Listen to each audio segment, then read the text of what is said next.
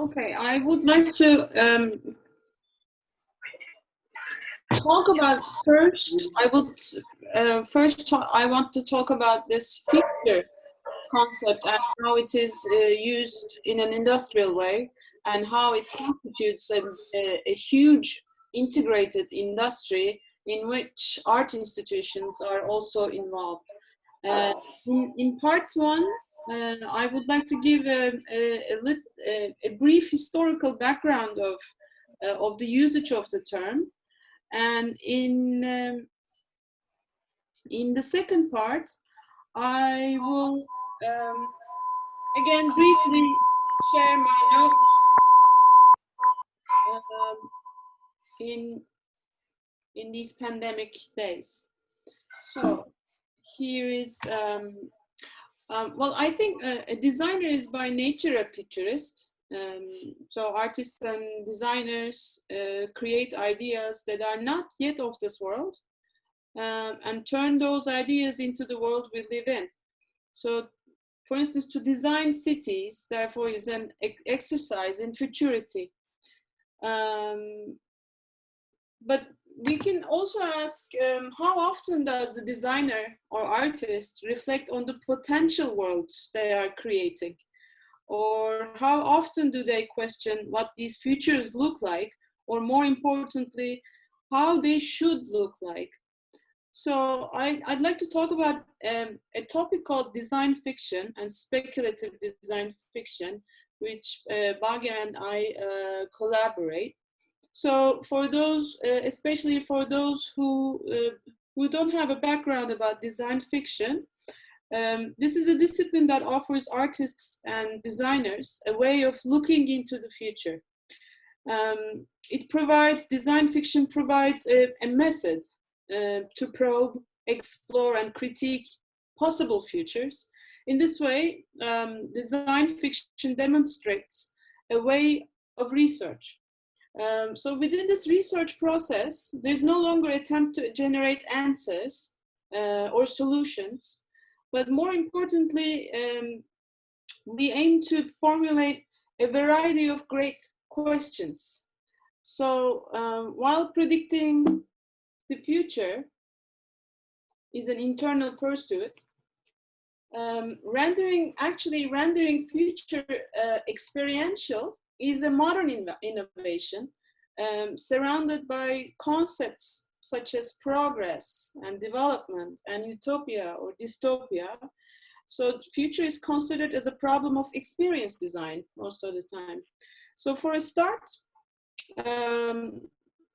let's make a leap in the history and remember one of the sources of our interests in rethinking future within the artistic practice.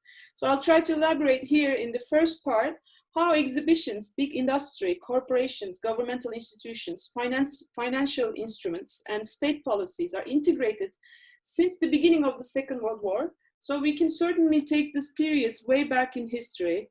Please take it as a practical, any instance, whatever, moment for this presentation. I mean, so I don't give particular importance to this, but I'm just using it as a practical, whatever moment in the history of design fiction. Some of you may know, in 1939, there was a World Fair, and the theme of this World Fair was the world of tomorrow. Included, and this has included a Futurama, which is an exhibit sponsored by the General Motors Corporation and designed by the industrial designer Norman Belgidis. So Futurama's major forecast was a highway system connecting the entire country, and its rendering of a city block, which you can see the exhibition viewers on the left side. So I also put a photograph of Istanbul traffic jam. This photograph is taken from last night. So the world of tomorrow, we are living in the world of tomorrow, and I'm not really happy about it. So In the 1960s, media, art, technology, and advertising seemed to resonate at the same countercultural pitch. Television, madman firms, Andy Warhol, LSD, at the edges of these things, they started to blend together. So for those who want to know more about experiments in art and technology, our time is limited, so I will just skip this part so that you can check on it maybe later on. So while the nexus of art and technology was already established in 1960s, feature design agencies didn't emerge until the 1990s, when once again the aesthetics of avant-garde field could be conveniently applied to one another. So talking about algorithmic platforms and their future predictions, data-driven future prediction actually emerged around 1948 with the launch of RAND Corporation. So the non-profit think tank's scenario analysis practice connected military planning with private technology development. So this RAND Corporation's tactics were adopted by Shell, the oil company, in the 1970s, creating a precedent for the corporate future consulting as we see today. So what I'm talking about here, tactics of military organizations adopted by exploitative companies and industries. And these industries are sponsoring art institutions, and art institutions employ art events and cultural art sector employees. So this is an integrated industry, future industry. By way of sponsoring art institutions and cultural events, they tactically, these companies and these actors, they can tactically hide their agendas and whitewash their exploitative purposes. So my point is, since these art institutions are linked with these private companies, big industries, finance corporations, and governmental agencies of the states, artists and art institutions are also subject to the limits and priorities of this integrated network. What I'm talking about is our main problems that we experience today: censorship, lack of funding, exclusion, disrecognition. They become huge problems within this expired, old-fashioned institutionalism. On the other hand, in recent years, thanks to the protests of activists and artists, we know that some museums have ended their collaboration with these integrated industries. In 2018, Amsterdam's Van Gogh Museum and Mauritius in The Hague both terminated arrangements with Shell, for instance, the country's largest oil and gas firm. In 2015, the Science Museum in the UK also terminated its sponsorship contract with Shell. So I can tell many other examples, but seems like there's a twist here, right? But really?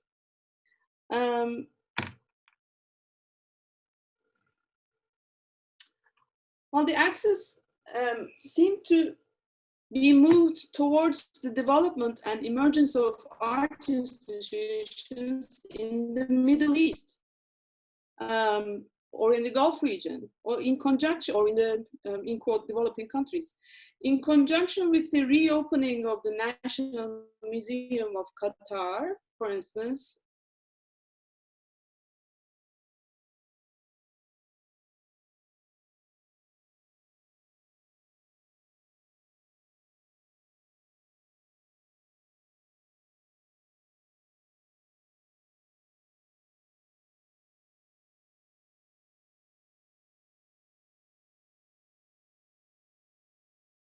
Foresee and imagine alternative futures. So let me give you an example, another example, so that we can discuss how the imagination and thinking capacity of also the artists and designers can be soft programmed. So the Museum of the Future Government Services was created by Telart, a technology-focused design agency. This is a design agency which has also offices in New York, in London, and elsewhere, in San Francisco, Amsterdam, Dubai. So alongside Tellart, the industry is made up of organizations like Barbarian Group, the now defunct Berk London, Fake Loud, the New York Times Company, and us, and Google's Creative Lab. So if we dig in, it would probably be possible to make the network mapping that would also include more authorities. But Tellart's job, this future design agency's task, is to create believable and immersive visions of the future based on the needs of its clients. In this case, United Arab Emirates, Google, Purina, and California Academy of Sciences. So in an imagined future by 2050, Emirati scientists combine the genes of jellyfish with some kind of roots. What I'm saying is there's an idealized narrative, a speculative narrative, and this idealized narrative and storytelling, the design fiction company creates its discourse, and thanks to technology, the desert becomes a permanent oasis in the eyes of these people. But how about today? And I think when we think about the future, we always think far future. But I don't know, people always tend to look forward. In the last 2 decades, the term vision, for instance, was used as a common denominator of a techno-capitalist ideology, as well as political economic programs in the Middle East and Gulf futurism.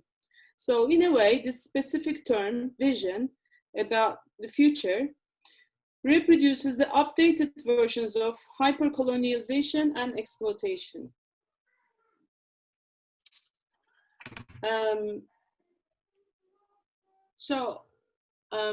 I'd like to ask 2 questions, actually, like how to think about art in no future cultures, and how to think about no future culture in art. But I can skip this question and maybe we can discuss another time. I also would like to make this quote: the future is no longer regarded as predestined. It is now seen as the result of the decisions. So the future does not exist, but a limitless number of possible futures. So we are working on creating alternative futures. So in part 2, I don't know how many minutes I have more. I'm not watching the time. So if someone watches the time, please let me know. If someone listens. Yeah, you've got plenty. I assume you started at past 10, so you still have another, I don't know, like 8, 9, 10 minutes more. Okay. I don't know. Okay, then I can perhaps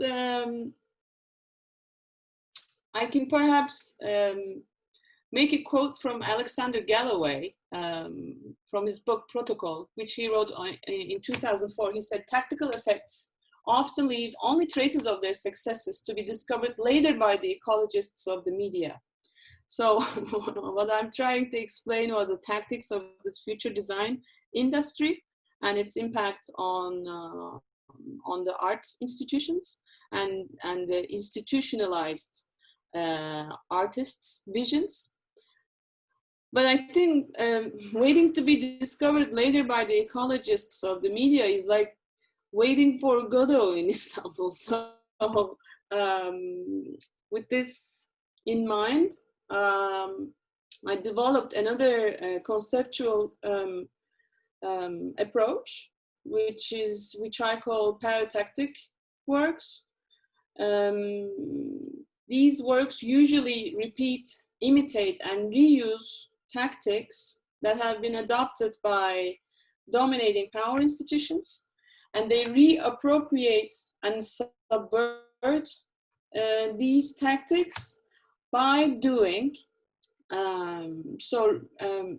At the end or within the process, they reveal hidden operations, and in this way they produce knowledge and power.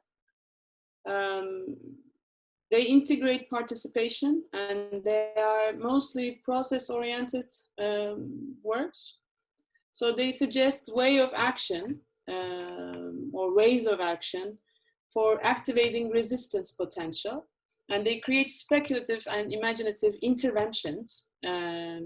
Priority is always commons and akin to conceptual art, fluxus, and Dada. Here are the papers. If anyone is interested, you can check these papers, these articles online. And finally, I'd like to talk about 3 recent, how can I say, thought experiments and community-based paratactic works that I closely observe, and one of them is Radio Alhara. So within this pandemic period, I realized that the solidarity networks are increasing. And so the funding institutions and instruments are cut, at least in Turkey, are cut. And so a lot of artists and art actors are having many survival problems. So that these platform-like minded collectives are arising. We can see the same trend, similar trend in the digitalization of art institutions, which actually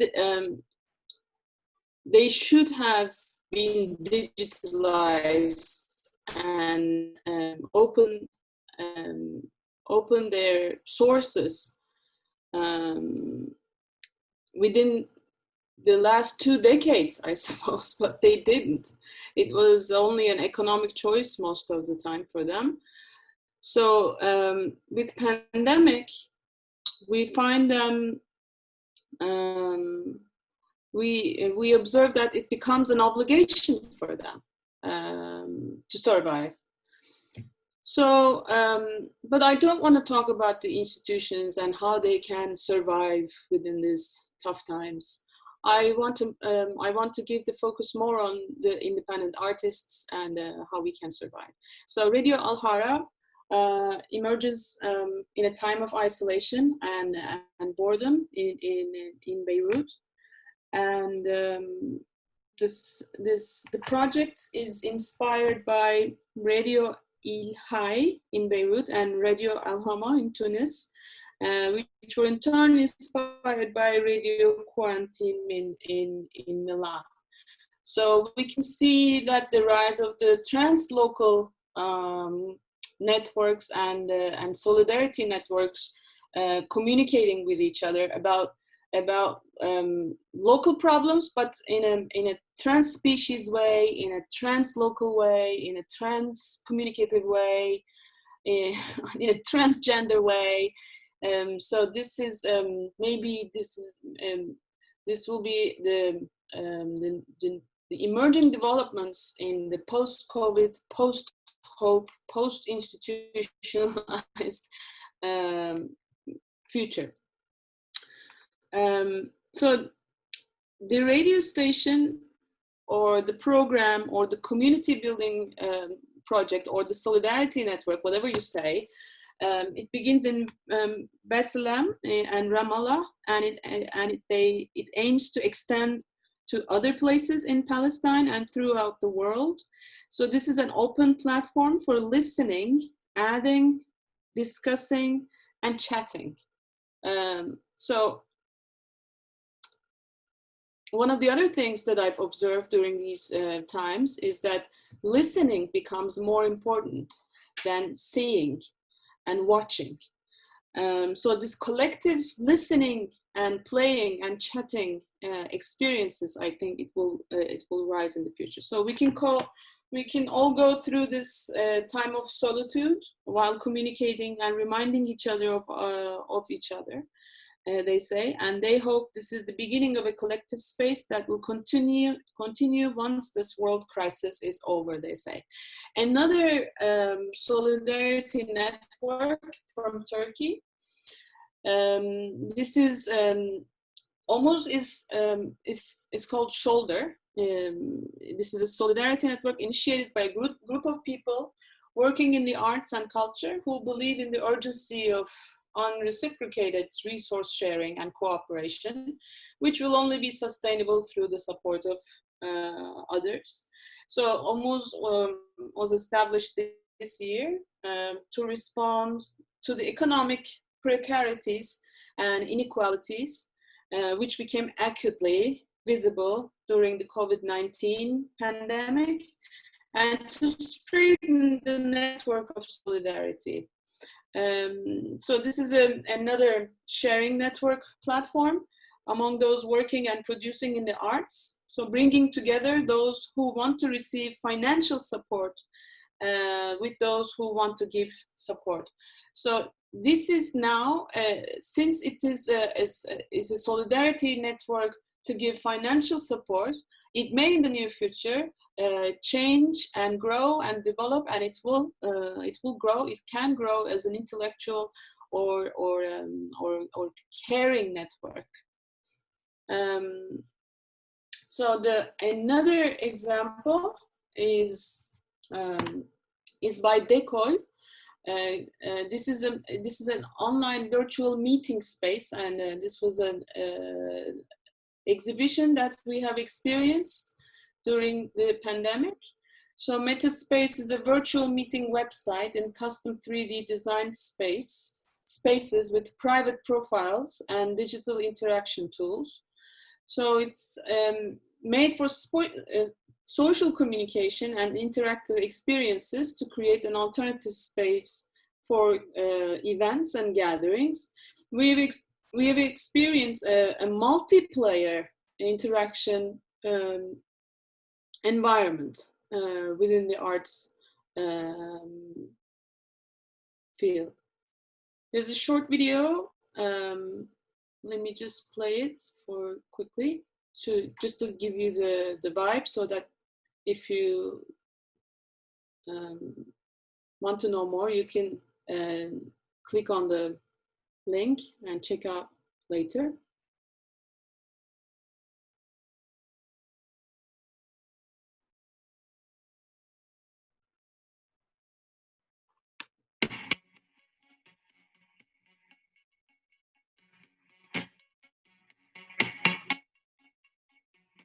Olabileceğini düşünmemiştim. Özellikle webcam'i insanların yüzlerini real-time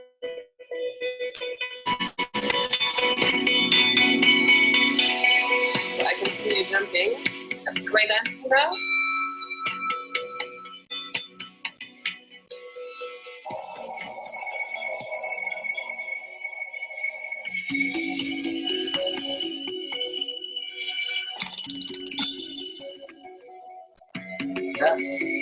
That might be.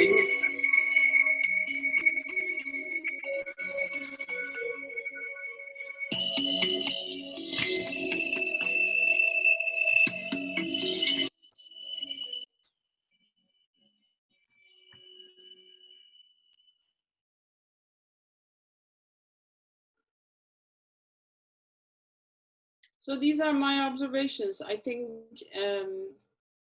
in the near future today, we're living with the unknown, and the world seems to be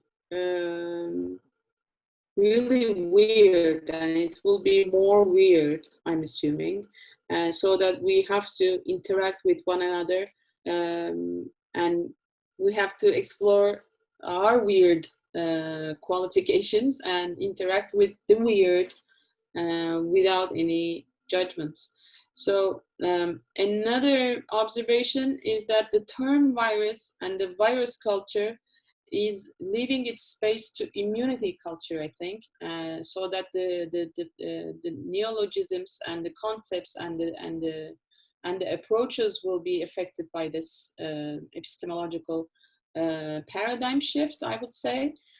And human and humanity-oriented world makings will be trans-species and commonings-oriented world makings, so that we need to think about more about coexistence and art, and how art in particular or artistic practices can combine different or a variety of disciplines and experiences and knowledges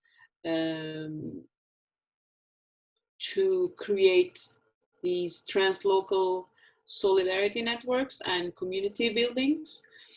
And finally, I think these no-name collective thinking and actings will rise in the future, and today it's rising anyways. Thank you. So these are my basic ideas. I'm sorry for the speed and for my lack of grammatical excellence. You are excellent, no problem with that. Thank you for this beautiful presentation with a lot of food for thought.